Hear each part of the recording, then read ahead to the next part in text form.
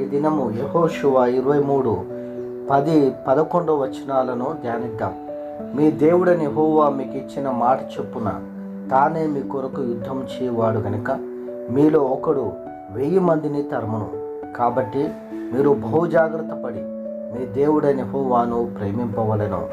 దేవునికి మహిమ కలుగునుగాక. దేవుని బిడ్డలారా, ఇజ్రాయేలుల పట్ల దేవుడు ఎంత గొప్పగా ఉన్నాడో మనము చూస్తూ ఉన్నాం. దేవుడు వారు చేస్తున్న ప్రతి యుద్ధంలో తోడై ఉండి తానే యుద్ధము చేస్తూ బలమైన గొప్ప జనములను వారి ఎదుట నుండి పారిపోజేసినట్టుగా తీసివేసినట్టుగా మనం చూస్తూ ఉన్నాం. వారి మీద గొప్ప విజయము దేవుడు ఇజ్రాయేలులకు దయచేసినాడు. కాబట్టి యెహోషువ ఈ మాటలు ఇజ్రాయెల్తో తెలియజేస్తూ ఉన్నాడు. మీ దేవుడని యెహోవా మీకు ఇచ్చిన మాట చొప్పున తానే మీ కొరకు యుద్ధం చేయువాడు గనుక మీలో ఒకడు 1000 మందిని తరుమును. దేవునికి స్తోత్రం. ఇజ్రాయేలులకు ఎంత బలము దేవుడు అనుగ్రహించినాడో చూడండి.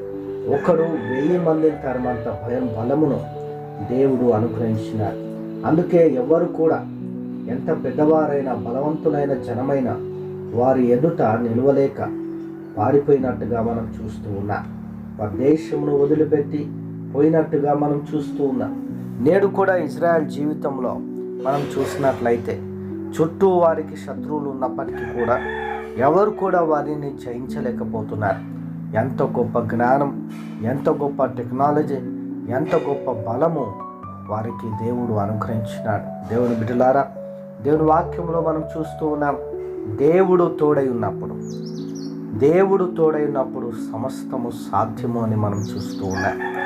దేవుడు తోడై ఉన్నప్పుడు మనకు అపజయము కలగదు అని చూస్తూ ఉన్నాం. దేవుడు జయము అనుగ్రహించు. అంతేకాకుండా బైబిల్ ఏమంటుందంటే దేవుడు గొప్ప కార్యమును మీ పట్ల చేస్తున్నాడు. కాబట్టి మీరు బహుజాగ్రత్త పడి మీ దేవుడైన యెహోవాను ప్రేమించు. నిజముగా జాగ్రత్త పడి ప్రేమించాలి. దేవుని ఎదుట నుండి తొలగిపోతామేమోనని, దేవుని ప్రేమించకుండా అవుతామేమో అని. దేవుని ప్రేమించినప్పుడు దేవుడు మనకు తోడై ఉండి గొప్ప కార్యములు చేయును. కాబట్టి దేవుని ప్రేమించు వారికి సమస్తము సమకూడి మేలు నిమిత్తమే జరుగుచును అని వాక్యం సెలవుస్తున్నాం. కాబట్టి దేవుని బిడ్డ, దేవుని ప్రేమిస్తున్నావా?